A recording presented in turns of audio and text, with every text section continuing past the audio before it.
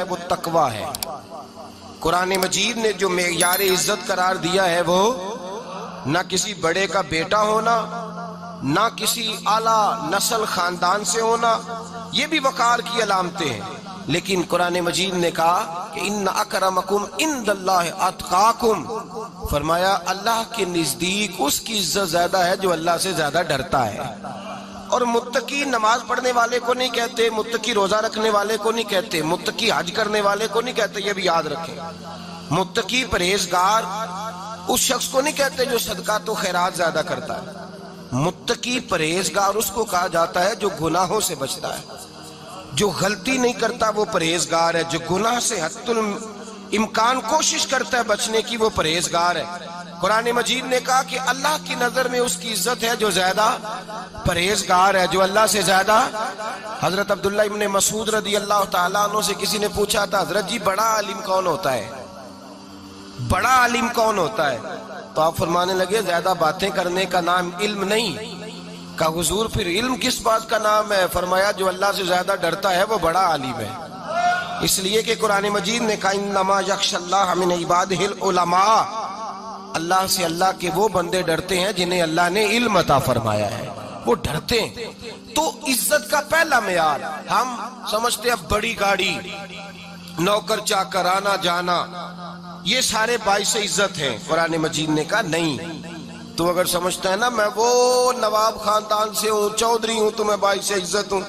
حضرت بایزید بسطامی کے پڑوس میں یہودیوں کا پیشوا رہتا تھا، آپ کی مخالفت کرتا، ساری زندگی اس نے مخالفت کی، یہودی اسے بڑا مانتے تھے، اس سے کوئی غلطی ہو گئی سارے اسے چھوڑ گئے، پہلے رئیس اعظم ہوتا تھا پھر غریب ہو گیا۔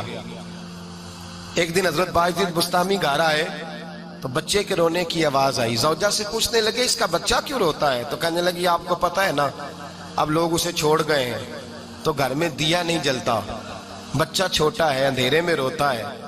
رات گہری ہو گئی تو حضرت بایزید نے اپنے گھر سے دیا اٹھایا، اپنے گھر سے دروازے پہ دستک دی، وہ باہر آیا تو جناب بایزید کا انداز کیا ہے؟ اس نے مخالفت کی زندگی بھر، انداز کیا ہے؟ باہر آتے ہی نا آپ فوراً اس کو بولنے نہیں دیا، کہنے لگے او بھائی سن لے، میں پہلے بھی آ سکتا تھا، دیر سے اس لیے آیا ہوں کہ گلیاں سنسان ہو جائیں، لوگ سو جائیں، تجھے اور مجھے کوئی نہیں دیکھ رہا ہے کہ میں ہوں دوسرا تو ہے، اور تو مجھے اچھی طرح جانتا ہے بایزید وہ نہیں کہ جو نیکی کرے گا اور دنیا کو بتائے گا، میں تیرا راز بھی رکھوں گا۔ اور بچے تو معصوم ہوتے ہیں نا، فرمایا میرے بڑے ہو گئے تیرے چھوٹے ہیں، یہ پکڑ لے دیا گھر میں لے جا، اور میرا وعدہ ہے کسی کو ساری زندگی اس نے مخالفت کی۔ وہ شخص کہتا ہے مجھے بولنے کا موقع ہی نہ دیا، دیا دے کے چلے گئے۔ اگلی شام پھر آئی، رات گہری ہوئی تو پھر دروازے پہ دستک ہوئی، میں باہر گیا، نیا چراغ، نئی بتی، نیا دیا، کہنے لگے دیکھ کوئی نہیں دیکھ رہا، میں اس وقت آیا ہوں جب تنہائی ہو، اور تو مجھے جانتا ہے میں غلط بات بھی نہیں کرتا، یہ دیا رکھ لے، میں کسی کو بتاؤں گا بھی نہیں۔ کہتے چلے گئے۔ تیسرا دن آیا تو وہ یہودی کہتا ہے میرے صبر کا بندھن ٹوٹ گیا، میں ٹوٹ گیا، ان کی نیکی نے مجھے خرید لیا، ان کے معاف کرنے نے ان کی عزت میرے دل میری روح میں بڑھا دی۔ کہتے ہیں جب دروازے پہ دستک دی میں باہر آیا، انہوں نے دیا تھمایا، کہنے لگے دیکھ بھی کوئی نہیں رہا، اور تو مجھے جانتا ہے میں مصطفیٰ کا غلام ہوں، میں جھوٹ بھی نہیں بولتا، میں بتاؤں گا بھی نہیں، تیرا راز رکھوں گا۔ کہتے ہیں انہوں نے دیا تو اس یہودی پیشوا نے شور مچانا شروع کیا، کہنے لگا مسلمانوں باہر نکلو، یہودیوں باہر آؤ، عیسائیوں باہر آؤ۔ شور مچ گیا، لوگ چھتوں پہ چڑھ گئے، کیا ہوا کیا ہوا؟ کہنے لگا یہ بایزید ہے، میں یہودیوں کا پیشوا ہوں، میں نے ساری زندگی جھوٹے الزام لگائے، ساری زندگی اس کو بدنام کرنے کا ہر حربہ استعمال کیا، جو مجھ سے بن سکتا تھا میں نے کیا، پر یہ عجیب شخص ہے، یہ پرسوں بھی مجھے دیا دے گیا ہے، آج بھی دے گیا ہے، کل بھی دے گیا ہے، میں ساری زندگی اسے رلاتا رہا، اور اس نے میرا چھوٹا سا بچہ بھی میرے بچے کا رونا بھی اس سے برداشت نہیں ہوا۔ میں تم سب کو گواہ بنا کے کہتا ہوں میں جھوٹا ہوں، بایزید سچے ہیں، ان کا مذہب بھی سچا ہے، قرآن بھی سچا ہے، اسلام بھی سچا ہے، اور جس مصطفیٰ کا یہ کلمہ پڑھتے ہیں وہ محبوب بھی بڑا سچا ہے، یہ سچے دین کے ماننے والے ہیں۔ کہنے لگے میں تمہیں گواہ بنا کے مصطفیٰ کا کلمہ پڑھتا ہوں اور تمہیں بتاتا ہوں کہ آؤ سارے در رسول پہ جھک جائے۔ بھائی یاد رکھیں، سمجھیں، غور کریں، عزت درگزر سے، اب اس پر میں زیادہ بات نہیں کر سکتا، عزت درگزر سے ملے گی. ایک تو آپ کو عزت عاجزی سے ملے گی، تقوی سے ملے گی، عزت درگزر سے ملے گی، عزت قناعت سے ملے گی، عزت کم بولنے سے ملے گی. اور اگر زیادہ عزت لینی ہے اور عزت اتنی لینی ہے کہ چھا جاؤ دنیا میں، اگر چھا جانے کا شوق ہو نا تو پھر رب فرماتا ہے میرے مصطفیٰ کی غلامی کر لو، پھر میرے نبی کے ہو جاؤ. قل ان کنتم تحبون اللہ فاتبعونی یحببکم اللہ. فرمایا تم میرے نبی کے ہو جاؤ، دنیا بھی تمہاری اور دنیا بنانے والا خدا بھی تمہارا ہو جائے گا. تم میرے غلامی مصطفیٰ میں عزت ہے، رسول اللہ کی نوکری میں، اور قسم اللہ کی بڑی عزت ہے، بڑی عزت ہے، بڑا وقار ہے، بڑا پیار ہے، بڑا حسن ہے، بڑی رعنائی ہے، بڑا ٹھہراؤ ہے.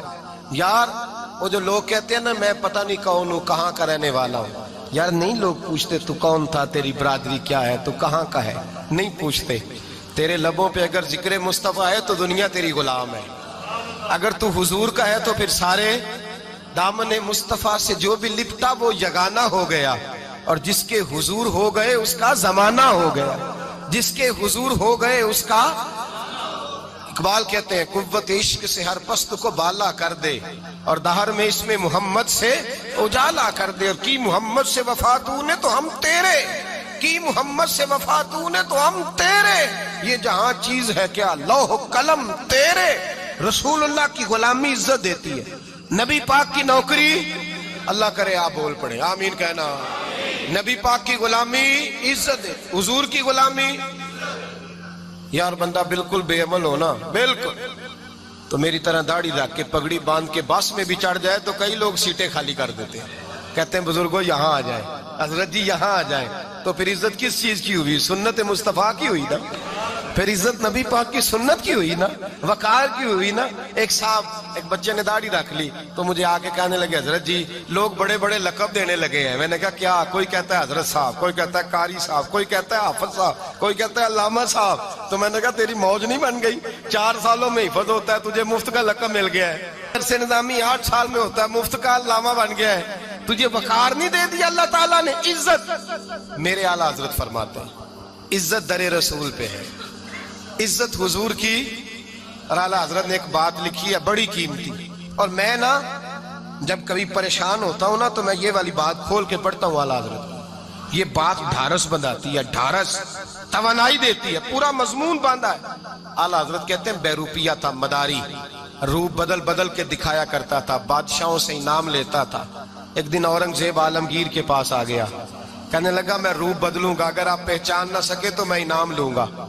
آپ نے فرمایا میں کوئی ایسے ویسا بادشاہ نہیں. کہا مجھے دھوکہ دینا مشکل ہے. کہا نہیں میں روپ بدلوں گا. حضرت اورنگزیب عالمگیر بڑے نیک بادشاہ گزرے، بڑے پرہیزگار آدمی. وہ بے روپیہ کہنے لگا میں روپ بدلوں گا، آپ نہیں پہچان سکیں گے. فرمایا چل جتنا تیرے اندر زور ہے لگا لے. حضرت نے اعلان کیا کہ میں نے فوجی بھرتی کر دیں، 2 ماہ کے بعد ٹیسٹ ہوگا. وہ 2 مہینے دوڑتا رہا، رنگ روپ بناتا رہا، آیا ٹیسٹ دینے. 2-3 سپاہیوں کا امتحان لیا، اس کی باری آئی تو 10 روپے دیے. کہنے لگے تیرے آنے جانے کا کرایہ میں نے تجھے پہچان لیا ہے. کچھ دنوں کے بعد جانے لگے سفر پر تو بھکاری آ گئے خیرات مانگنے. اس نے بھی سارے منہ پر سیاہی مال لی، کپڑے پھاڑ لیے، سر کے بال منڈا لیے، بھویں تک کٹا لی، بدرنگ ہو کے آیا. کاسا آگے کیا تو حضرت نے 10 روپے ڈالے. کہنے لگے تیرے آنے جانے کا کرایہ میں نے پہچان لیا ہے. کچھ دن گزرے تو ٹیچر کی ضرورت تھی. اس نے مونچھیں بڑی کر لی، داڑھی نکلی لگا لی، سر پہ جنا کیپ پہن لی، ایک شیروانی لے لی اور ہاتھ میں چھڑی پکڑ کے آیا. کہنے لگا میں استاد ہوں. 2-4 بندوں کا امتحان لیا، اس کی باری آئی تو 5 روپے دیے، 10 روپے دیے. کہا تیرا کرایہ میں نے پہچان لیا ہے. 2 سال گزر گئے. وہ جب بھی آتا حضرت پہچان لیتے. ایک دن سفر پہ جا رہے تھے، بہت بڑا لشکر تھا، جہاد کرنے جا رہے تھے اورنگزیب عالمگیر. تو دیکھا ایک پہاڑی ہے، پہاڑی پہ لوگ جا بھی رہے ہیں آ بھی رہے. اورنگزیب عالمگیر پوچھنے لگے یہاں کیا ہے؟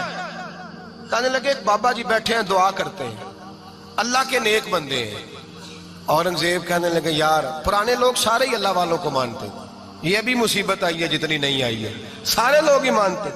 کہنے لگے ذرا میں دعا نہ کرا لوں، اچھے کام جا رہا ہوں. اورنگزیب بادشاہ تھے، بادشاہ لوگ نازک مزاج ہوتے ہیں. گھوڑے سے اترے، بڑی مشکل سے پہاڑی پہ چڑھے، اوپر گئے تو لائن لگی ہے، بابا جی غار میں بیٹھے. کہنے لگے میں نے ملنا ہے، میں اورنگزیب ہوں۔ انہوں نے کہا ہمارا بابا اس طرح کا پیر نہیں کہ امیر آئے تو رنگ اور ہو، غریب آئے تو اور ہو، یہاں اگر ملنا ہے تو لائن میں لگ جاؤ، سب ایک جیسے ہیں۔ اب لائن میں کھڑے ہو گئے، 50 آدمی آگے تھے، کہتے ہیں 51واں نمبر تھا، تھک گیا دھوپ میں کھڑا کھڑا۔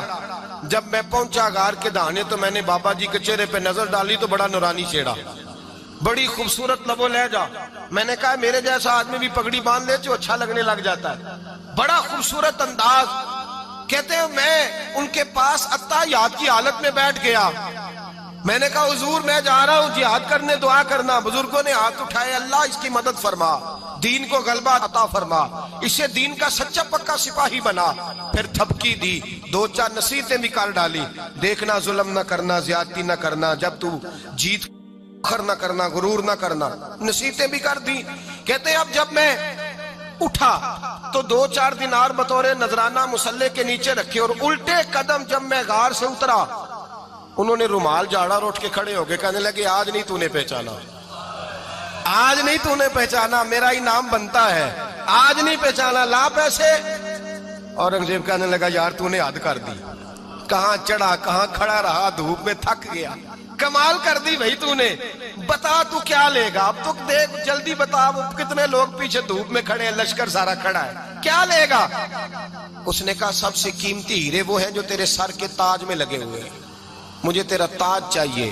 او بھائیو سننا اور یاد رکھنا، میرے اعلیٰ حضرت کہتے ہیں بادشاہ نے سر کے اوپر سے تاج اتارا، بہروپیے کے قدموں میں رکھا اور کہنے لگے یہ لے، اور یہ تو تیرا مانگنے پر میں نے دیا ہے نا، میں واپس آتا ہوں تو آنا میں اپنی مرضی سے بھی تجھے دوں گا، تو نے اورنگزیب جیسے بندے کو دھوکہ دیا، آنا میں اس وقت بھی دوں گا۔